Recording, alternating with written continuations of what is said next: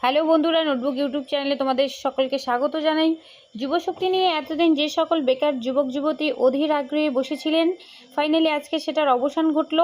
যুবশক্তি প্রকল্প নিয়ে ইতিমধ্যে সরকারের তরফ থেকে কি আপডেট এসেছে সবটাই আজকে তোমাদের সাথে শেয়ার করব। তো ভিডিওটা স্কিপ না করে পুরোটা দেখার অনুরোধ রইল। তো প্রথমেই বলে রাখি, যুবশক্তি প্রকল্পের নাম বদল করে সরকারের নাম দিয়েছে ভরসা প্রকল্প।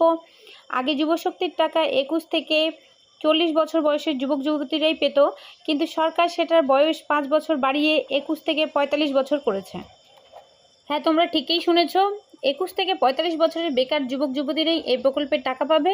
কিন্তু এর মধ্যে কিছু ক্রাইটেরিয়া আছে। আগে যেমন যুবশক্তির টাকা সবাই 3000 করে পেত, এখন কিন্তু তা আর হচ্ছে না। এখন পশ্চিমবঙ্গ সরকার নতুন নিয়ম নিয়ে এসেছে।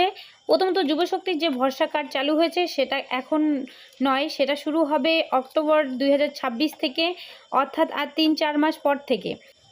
যারা গ্র্যাজুয়েট করা ছাত্রছাত্রী আছো তারা পাবে 3000 টাকা, আর যারা বিলো গ্র্যাজুয়েট রয়েছে অর্থাৎ যারা মাধ্যমিক উচ্চ মাধ্যমিক পাস রয়েছে তারা পাবে 2000 টাকা।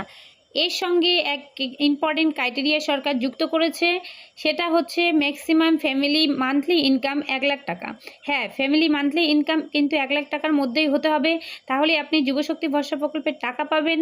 আর 1 লাখ টাকার বেশি হলে কিন্তু আপনি পাবেন না, কারণ এরকম অনেক ফ্যামিলি আছে যাদের মান্থলি ইনকাম 1 লাখ টাকার বেশি, কিন্তু বাড়িতে বেকার যুবক যুবতী আছে, তাহলে কিন্তু তারা এই প্রকল্পের টাকা পাবেন না। তো আপাতত যুবশক্তি প্রকল্প নিয়ে অক্টোবরের আগে আর কোনো আপডেট আসবে না।